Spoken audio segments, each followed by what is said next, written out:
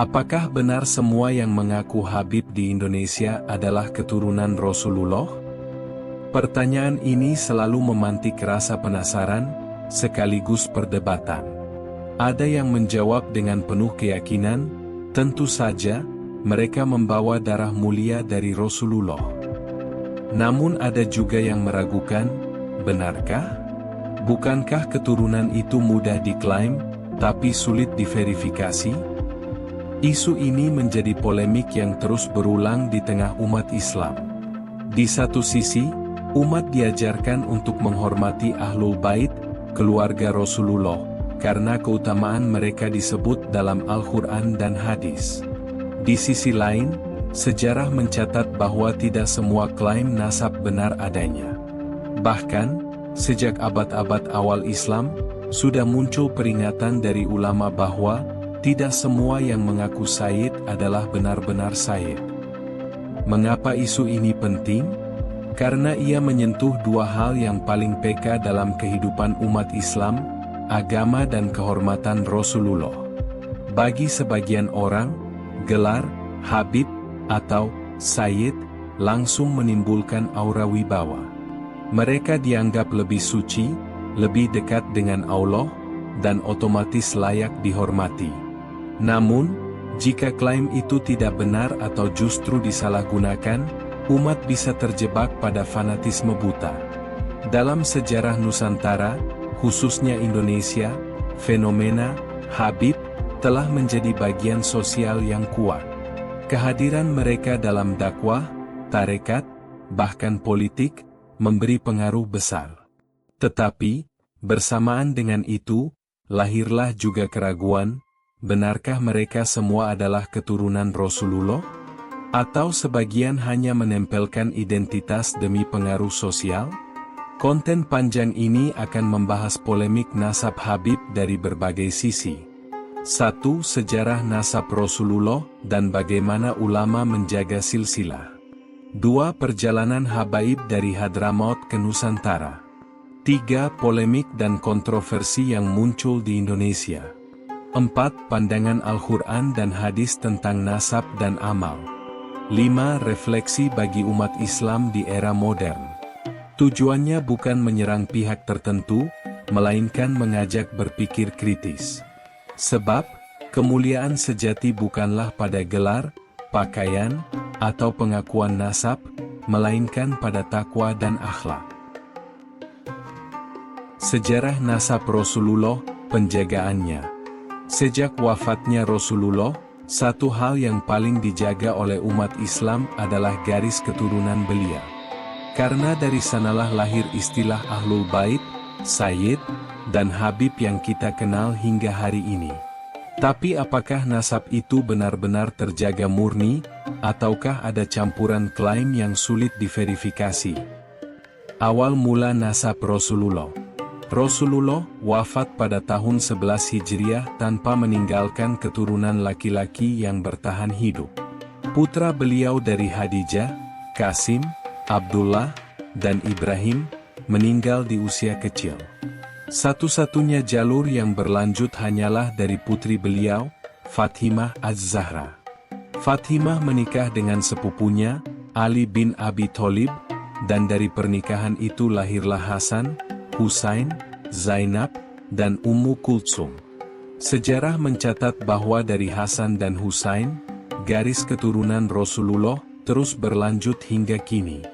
Mereka inilah yang disebut Sayyid, untuk keturunan dari Hasan, dan Syarif, untuk keturunan dari Husain, meski istilah ini kadang bertukar sesuai konteks wilayah. Bagi umat Islam, dua cucu Nabi ini bukan sekadar anak dari keluarga mulia. Mereka adalah saksi sejarah awal Islam, tumbuh dalam rumah yang penuh wahyu, sekaligus menjadi teladan dalam sabar dan perjuangan. Hasan bin Ali, sang penjaga persatuan. Hasan bin Ali dikenal sebagai cucu yang sangat mirip dengan Rasulullah. Beliau pernah menjadi khalifah beberapa bulan setelah ayahnya, namun memilih menyerahkan kepemimpinan kepada Muawiyah demi menghindari perpecahan umat. Tindakan ini membuatnya dijuluki Sayyidul Jamaah, pemimpin persatuan. Dari Hasan, lahirlah keturunan yang banyak. Mereka menyebar ke berbagai wilayah Islam, Hijaz, Irak, Persia, hingga Afrika Utara. Dinasti Idrisiyah di Maroko misalnya, didirikan oleh keturunan Hasan. Ini menunjukkan betapa luas penyebaran nasab Rasulullah dari jalur Hasan. Husain bin Ali, sang syahid Karbala. Husain bin Ali wafat syahid di Karbala pada tahun 61 Hijriah. Tragedi ini menjadi salah satu peristiwa paling memilukan dalam sejarah Islam. Namun dari jalur Husain inilah, keturunan Rasulullah semakin menyebar luas, terutama di Persia, Irak, dan Yaman. Banyak keturunan Husain yang kemudian bermukim di Hadramaut, Yaman Selatan. Dari sinilah lahir garis habaib yang nantinya bermigrasi ke Nusantara. Karena itu, sebagian besar Habib di Indonesia mengklaim nasab melalui jalur Husain bin Ali. Lembaga penjaga nasab, Nakib Al-Ashraf. Sejak masa kekhalifahan Abbasiyah, ada lembaga khusus bernama Nakib Al-Ashraf. Tugasnya adalah mencatat, mengawasi, dan menjaga keaslian nasab Rasulullah. Mereka membuat daftar resmi siapa saja yang benar-benar keturunan Nabi. Catatan ini disimpan, diperbaharui, dan diwariskan dari generasi ke generasi. Mengapa ini penting? Karena sejak awal, klaim palsu sudah bermunculan. Status sebagai keturunan Rasulullah sering membawa kehormatan, kedudukan, bahkan hak-hak khusus di masyarakat. Maka, tanpa penjagaan ketat, siapapun bisa mengaku-ngaku sebagai keturunan mulia. Namun, dalam praktiknya, lembaga ini juga menghadapi tantangan. Politik sering mempengaruhi pengakuan nasab. Ada keluarga yang benar tetapi tersingkir karena tidak sejalan dengan penguasa, ada pula yang diragukan namun dibiarkan karena punya pengaruh besar. Metode verifikasi nasab. Bagaimana cara para ulama memverifikasi nasab? Ada beberapa metode yang digunakan. 1. Silsilah tertulis. Keluarga keturunan Rasulullah biasanya memiliki syajarah nasab, catatan silsilah turun-temurun. Dokumen ini sering dijilid rapi, sebagian ditulis tangan, dan diwariskan dari generasi ke generasi. 2. Ijazah ahli nasab. Ada ulama khusus yang disebut nasabah atau ahli nasab. Mereka hafal jalur keturunan keluarga besar Rasulullah, dan mengeluarkan pengesahan terhadap klaim nasab seseorang. 3. Pengakuan komunitas. Di banyak wilayah, keturunan Rasulullah dikenal oleh masyarakat luas. Mereka dihormati dan dicatat dalam sejarah lokal. 4. Catatan resmi pemerintah. Pada masa Abbasiyah, hingga Utsmaniyah, ada daftar resmi Ashraf yang menjadi acuan. Tapi tentu saja, tidak semua metode ini bebas dari kelemahan. Dokumen bisa hilang, komunitas bisa lupa, bahkan ahli nasab bisa keliru, atau sengaja berpihak. Klaim palsu dalam sejarah. Ulama besar seperti Ibn Khaldun sudah mengingatkan bahwa banyak orang mengaku keturunan mulia demi kedudukan sosial. Bahkan di Yaman, Irak, dan Mesir, ada catatan tentang keluarga yang mengaku Said padahal tidak bisa menunjukkan bukti jelas. Faktor-faktor yang memicu klaim palsu. Kedudukan sosial, dihormati, dianggap suci. Apolitik, bisa jadi legitimasi kepemimpinan. Ekonomi, sering mendapat perlakuan khusus, termasuk keringanan pajak di masa kekhalifahan. Karena itu, ulama menekankan bahwa penghormatan harus sejalan dengan verifikasi. Tidak cukup hanya dengan pakaian putih, sorban, atau gelar Habib. Ketegangan antara nasab, amal. Dalam perjalanan sejarah, ada keturunan Rasulullah yang menjadi teladan, seperti Imam Ja'far Asy-Syadiq, Imam Al-Baqir, dan para ulama besar dari jalur Hasan Husain. Tetapi ada juga yang terjerumus dalam perilaku buruk. Nasab mulia tidak menjamin akhlak mulia. Rasulullah sendiri sudah mengingatkan dalam hadis. Barang siapa yang diperlambat amalnya, tidak akan dipercepat oleh nasabnya. Hadis riwayat Muslim. Hadis ini menjadi kunci, nasab adalah amanah, bukan jaminan. Nasab Rasulullah memang dijaga dengan ketat sejak awal. Namun ketika Islam menyebar ke wilayah yang jauh dari pusat peradaban Arab, catatan ini semakin sulit diverifikasi. Disinilah muncul cerita baru, migrasi keturunan Rasulullah ke Asia Tenggara, dan awal mula kemunculan para Habib di Nusantara. Perjalanan nasab ke Nusantara. Banyak orang bertanya, bagaimana mungkin keturunan Rasulullah yang hidup di Hijaz, Irak, atau Yaman, bisa sampai ke tanah Jawa dan Sumatera yang letaknya ribuan kilometer jauhnya? Apakah benar mereka datang langsung dari Arab, atau ada proses panjang yang membuat nasab itu sampai di Nusantara? Awal migrasi dari Hadramaut. Sejarah mencatat bahwa sebagian besar Habib di Nusantara berasal dari Hadramaut, Yaman Selatan. Daerah ini sejak lama menjadi pusat perantauan orang Arab. Hadramaut dikenal sebagai tanah yang keras, tandus, dan miskin sumber daya. Kondisi inilah yang mendorong penduduknya untuk merantau. Kaum Alawiyyin, sebutan bagi keturunan Rasulullah dari jalur Husain yang tinggal di Hadramaut, dikenal dengan tradisi dakwah dan perantauan. Mereka berdagang ke India, Persia, hingga Asia Tenggara. Jalur laut yang ramai pada abad pertengahan membuka jalan bagi mereka untuk menyebarkan Islam ke wilayah baru, termasuk Nusantara. Gelombang dakwah ke Asia Tenggara. Hubungan Arab dengan Nusantara sudah ada sejak abad ke-7, ketika pedagang Arab berlabuh di pesisir Sumatera dan Jawa. Namun, migrasi besar-besaran dari Hadramaut baru terjadi sekitar abad ke-13 hingga 16. Dalam gelombang inilah banyak habaib datang. Mereka menikah dengan penduduk lokal, menyebarkan Islam, dan membangun jaringan dakwah. Peran mereka sangat besar, terutama di daerah pesisir, Gresik, Tuban, Cirebon, Aceh, hingga Pontianak. Sejarah mencatat nama besar Al-Imam Ahmad bin Isa Al-Muhajir, abad ke-10, sebagai tokoh penting. Beliau hijrah dari Irak ke Hadramaut untuk menjaga agama dan nasab dari fitnah politik. Dari keturunannya lahirlah marga-marga Alawiyyin yang kelak menyebar ke seluruh dunia. Dari sinilah muncul nama-nama seperti Al-Habsyi, Al-Attas, Al-Jufri, As-Segaf, dan sebagainya. Habib di Tanah Jawa, Wali Songo dan peran politik. Salah satu topik kontroversial adalah keterkaitan Wali Songo dengan nasab Rasulullah. Banyak riwayat menyebutkan sebagian dari mereka adalah keturunan Arab dari Hadramaut, bahkan dikaitkan langsung dengan nasab Nabi. Misalnya, Sunan Ampel, Raden Rahmat, sering disebut keturunan Rasulullah dari jalur Ahmad Al-Muhajir. Sunan Gunung Jati, Syarif Hidayatullah, diyakini keturunan Rasulullah dari jalur Hasan. Namun, tidak semua klaim ini memiliki bukti kuat.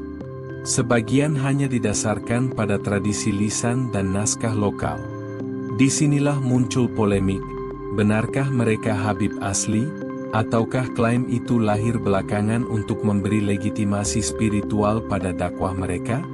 Yang jelas, Habib-Habib Hadramaut berperan besar dalam islamisasi Jawa dan Nusantara.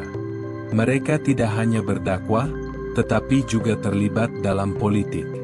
Misalnya, keturunan Arab sering menikah dengan keluarga bangsawan Jawa untuk memperkuat legitimasi kerajaan Islam. Habib di Sumatera dan Kalimantan. Selain Jawa, Habib juga berperan besar di Sumatera. Di Aceh, mereka menjadi ulama dan kadhi. Di Palembang, mereka menjadi bagian penting dalam jaringan dakwah. Bahkan di Kalimantan, berdiri Kesultanan Pontianak yang didirikan oleh Syarif Abdurrahman Al-Qadri, seorang keturunan Rasulullah dari Hadramaut. Kesultanan ini adalah bukti bahwa nasab Habib bukan hanya soal kehormatan spiritual, tetapi juga bisa menjadi legitimasi politik. Dengan status sebagai keturunan Nabi, mereka mendapat kepercayaan dari masyarakat untuk memimpin. Gelar Habib di Nusantara. Di Yaman, keturunan Rasulullah biasa disebut Sayyid atau Syarif. Tetapi ketika mereka datang ke Indonesia, muncullah istilah baru, Habib. Kata ini berasal dari bahasa Arab yang berarti, orang yang dicintai. Dalam konteks lokal, Habib menjadi gelar kehormatan bagi keturunan Rasulullah yang tinggal di Nusantara. Seiring waktu, gelar ini mendapat tempat khusus di masyarakat. Habib dianggap lebih suci, lebih alim, bahkan lebih dekat dengan Allah. Penghormatan ini kadang membawa manfaat bagi dakwah, tetapi juga membuka celah penyalahgunaan. Perkawinan, akulturasi, dan identitas. Salah satu alasan mengapa Habib diterima di Nusantara adalah karena mereka tidak eksklusif. Mereka menikah dengan penduduk lokal, membaur dengan budaya setempat, dan tetap menjaga identitas keislaman. Namun, pernikahan campuran ini juga memunculkan pertanyaan, apakah nasab tetap terjaga murni? Secara teori, nasab ditarik dari jalur ayah. Selama sang ayah adalah Habib, maka anaknya tetap Habib. Tetapi dalam praktik, banyak yang meragukan kejelasan jalur ini, apalagi jika dokumen nasab tidak terjaga dengan baik. Masuknya polemik di Nusantara. Seiring meluasnya pengaruh Habib, muncul pula keraguan. Beberapa faktor yang menimbulkan polemik. Dokumentasi lemah, tidak semua keluarga membawa catatan nasab yang jelas dari Hadramaut. Legitimasi politik, sebagian sultan atau bangsawan lokal sengaja menempelkan klaim nasab Habib untuk memperkuat wibawa. Fanatisme masyarakat, penghormatan berlebihan membuat siapapun yang memakai gelar Habib langsung dipercaya. Ulama lokal pun berbeda pendapat. Ada yang sangat menghormati Habib, ada juga yang menekankan bahwa kemuliaan sejati ditentukan oleh ilmu dan amal, bukan sekadar nasab. Dari sejarah ini jelas bahwa peran Habib di Nusantara sangat besar, baik dalam dakwah maupun politik. Namun, di balik itu semua, polemik soal keaslian nasab terus membayangi.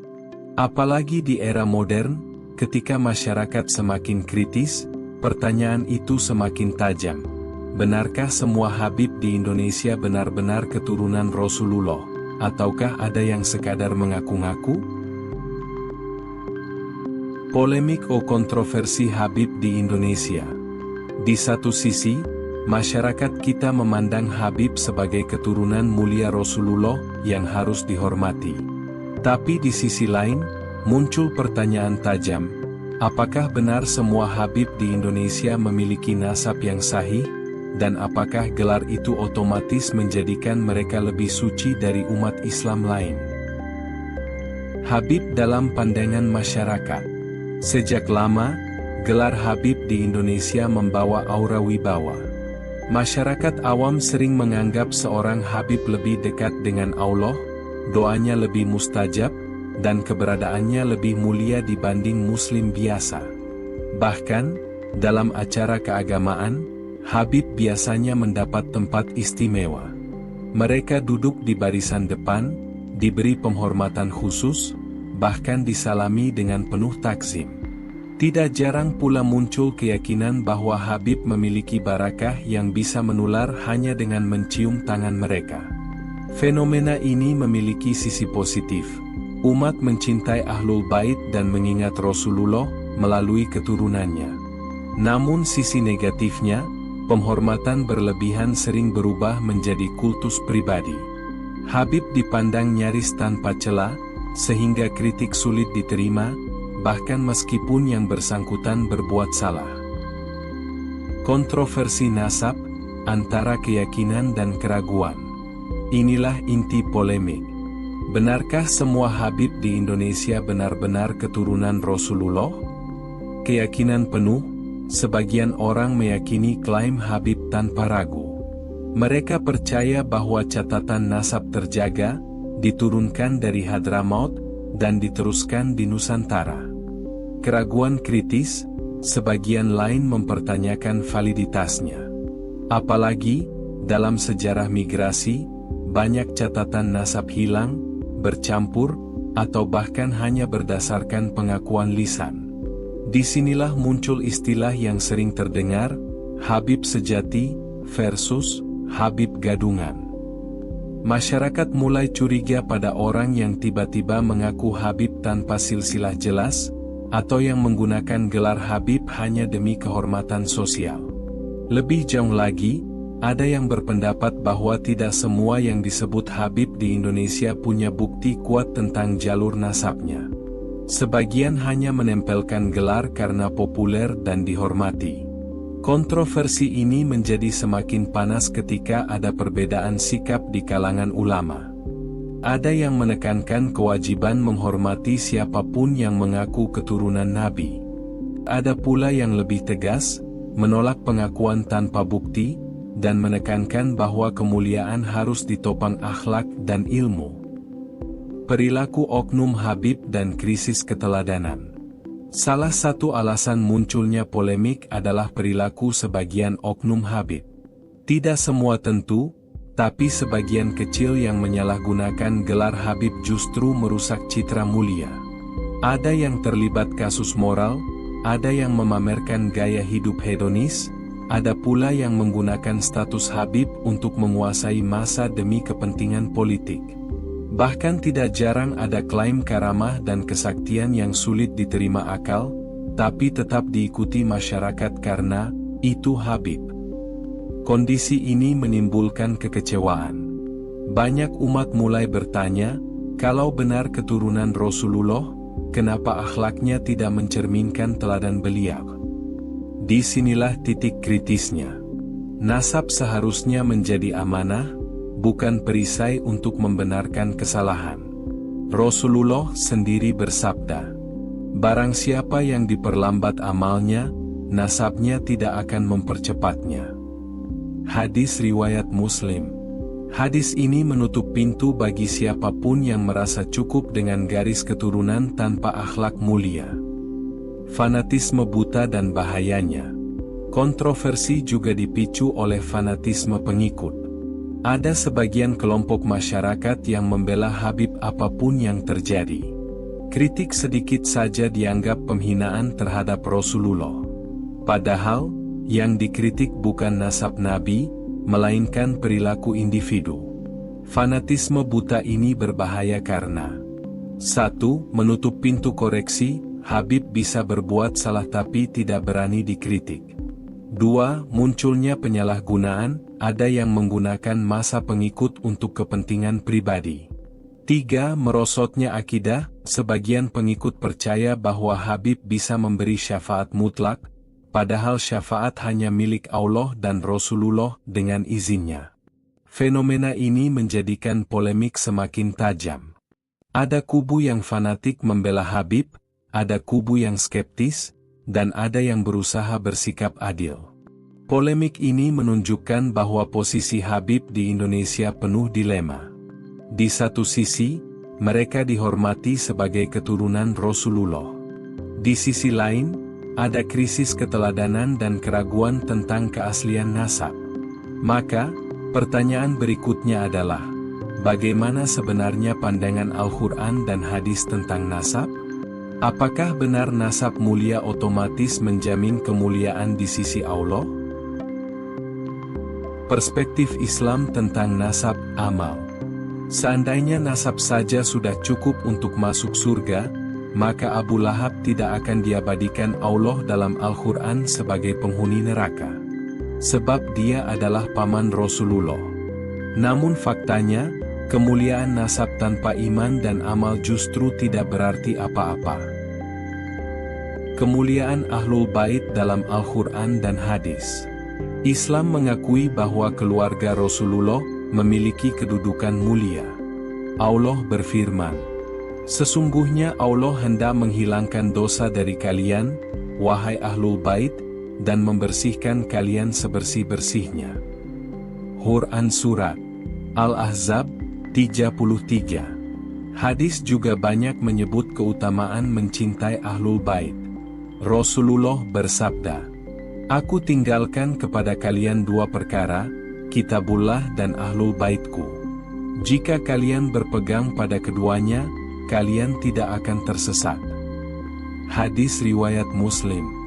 Dari ayat dan hadis ini jelas, mencintai Ahlul Bait adalah bagian dari iman. Tetapi catatannya, cinta itu harus diwujudkan dengan mengikuti jalan Rasulullah, bukan sekadar memuliakan nama keturunan. Nasab tidak menjadi jaminan keselamatan. Meski mulia, nasab bukan tiket otomatis menuju surga. Rasulullah dengan tegas memperingatkan keluarganya sendiri. "Wahai Fatimah binti Muhammad, beramallah, karena aku tidak bisa menyelamatkanmu dari Allah sedikit pun." Hadis riwayat Bukhari dan Muslim. Hadis ini menunjukkan bahwa bahkan anak kandung Rasulullah tidak bisa mengandalkan nasab, apalagi keturunan jauh yang lahir ratusan tahun setelah beliau. Al-Quran pun memberi banyak contoh. Putra Nabi Nuh yang durhaka, istri Nabi Lut yang berkhianat, Abu Lahab yang kafir meski kerabat dekat Nabi. Semua ini menegaskan prinsip penting, hubungan darah tidak menjamin iman dan keselamatan. Amal saleh lebih utama daripada nasab. Islam selalu menekankan amal saleh sebagai ukuran kemuliaan. Allah berfirman, "Sesungguhnya yang paling mulia di antara kalian di sisi Allah adalah yang paling bertakwa." Quran Surat Al-Hujurat 13. Ayat ini menjadi kunci, bukan keturunan, bukan warna kulit, bukan jabatan, melainkan takwa. Dalam sejarah, banyak keturunan Rasulullah yang menjadi ulama besar, Imam Ja'far Asy-Syadiq, Imam Ali Zainal Abidin, Imam Al-Bakir. Mereka mulia bukan hanya karena nasab, tapi karena ilmu dan amalnya. Sebaliknya, ada pula keturunan Rasulullah yang tidak meninggalkan teladan mulia. Inilah bukti nyata bahwa nasab hanyalah amanah, bukan jaminan. Sikap umat Islam terhadap Habib. Dengan semua dalil ini, bagaimana seharusnya umat bersikap? 1. Menghormati Ahlul Bait, karena memang ada perintah agama untuk mencintai keluarga Nabi. 2. Tidak berlebihan, jangan sampai penghormatan berubah menjadi kultus, apalagi sampai menganggap Habib pasti suci. 3. Menilai dengan adil, jika ada Habib yang berilmu dan berakhlak, muliakan mereka. Tapi jika ada yang menyimpang, jangan menutup mata hanya karena gelarnya. 4. Kembali ke Quran dan Sunnah, menjadikan iman dan amal sebagai ukuran utama, bukan klaim nasab. Dari dalil Quran dan hadis jelas bahwa nasab adalah nikmat, tapi bukan jaminan keselamatan. Kemuliaan sejati adalah pada takwa. Maka, pertanyaan terakhir yang harus kita renungkan, bagaimana umat Islam di Indonesia sebaiknya bersikap terhadap polemik Habib, agar tetap adil, kritis, tapi tidak kehilangan adab? Refleksi pesan untuk umat. Setelah menelusuri sejarah nasab Rasulullah, perjalanan Habib ke Nusantara, hingga kontroversi di Indonesia, tibalah saatnya kita bertanya jujur, bagaimana seharusnya kita bersikap? Apakah cukup dengan menghormati gelar, atau justru kita harus kembali kepada pesan Al-Quran, bahwa kemuliaan sejati ada pada takwa? Hormat dengan adab, bukan fanatisme. Umat Islam diajarkan untuk menghormati Ahlul Bait, tapi penghormatan itu harus dilandasi adab, bukan fanatisme buta. Fanatisme justru melahirkan ketidakadilan, menganggap Habib selalu benar, menutup mata pada kesalahan, bahkan mengkultuskan mereka hingga ke tingkat yang berbahaya. Hormat yang benar adalah mendoakan mereka tetap dalam hidayah, mengikuti jika mereka meneladani Rasulullah, dan menjaga adab dalam kritik bila ada yang menyimpang. kritis tapi tetap menjaga ukhuwah. Tidak semua klaim nasab bisa diverifikasi dengan jelas, apalagi di Nusantara. Karena itu, umat perlu bersikap kritis. Jangan menelan mentah-mentah setiap klaim Habib, tapi juga jangan terburu-buru menuduh semua klaim itu palsu. Sikap kritis bukan berarti benci. Kritis berarti bertanya, menimbang dalil, dan menilai dengan adil. Jika ada Habib yang benar-benar alim, rendah hati, dan membawa ajaran yang lurus, maka dukunglah. Tapi jika ada yang menyimpang, maka koreksilah dengan hikmah. Ingat, ukhuwah Islamiyah harus tetap dijaga. Jangan sampai polemik Habib memecah belah umat, sementara musuh-musuh Islam justru tertawa melihat kita sibuk bertengkar soal nasab. Kembali ke Al-Quran dan Sunnah. Refleksi paling penting, nasab bukan tolok ukur utama. Allah sudah menegaskan bahwa yang mulia adalah yang paling bertakwa. Karena itu, umat Islam harus kembali ke prinsip dasar. 1. Mengikuti Al-Quran dan Sunnah sebagai pedoman utama. 2. Menjadikan amal saleh, ilmu, dan akhlak sebagai ukuran. 3. Menilai seseorang bukan dari gelarnya, tetapi dari keteladanan hidupnya. Jika Habib itu benar keturunan Rasulullah, maka semoga Allah menjaga mereka agar menjadi teladan. Jika ternyata ada yang menyalahgunakan gelar Habib, maka umat jangan tertipu, dan tetap kembali pada prinsip agama. Polemik tentang nasab Habib mungkin tidak akan pernah benar-benar selesai. Namun, setidaknya umat Islam bisa mengambil sikap yang dewasa, menghormati tanpa membabi buta, kritis tanpa kehilangan adab, dan selalu menempatkan takwa di atas segalanya. Penutup. Perjalanan panjang dari pengantar hingga bab terakhir ini menunjukkan satu benang merah. Nasab Rasulullah memang mulia, tetapi tidak otomatis menjamin kemuliaan di sisi Allah. Sejarah mengajarkan bahwa nasab Rasulullah dijaga ketat, namun tidak lepas dari klaim palsu. Migrasi ke Nusantara membawa Habib yang berperan besar dalam dakwah, tapi juga membuka ruang bagi polemik. Kontroversi di Indonesia memperlihatkan bagaimana masyarakat terkadang terjebak antara hormat dan fanatisme. Dalil Al-Quran dan hadis menegaskan bahwa amal dan takwa lebih utama daripada garis keturunan. Refleksi akhir mengingatkan bahwa umat harus kritis, adil, dan tetap menjaga ukhuwah. Akhirnya, kita kembali kepada pesan Rasulullah. Barang siapa yang diperlambat amalnya, tidak akan dipercepat oleh nasabnya. Inilah kunci yang harus dipegang. Hormati Ahlul Bait dengan adab, cintai mereka karena cinta kita kepada Rasulullah, tapi jangan pernah mengabaikan pesan Al-Quran. Sesungguhnya yang paling mulia di sisi Allah adalah yang paling bertakwa.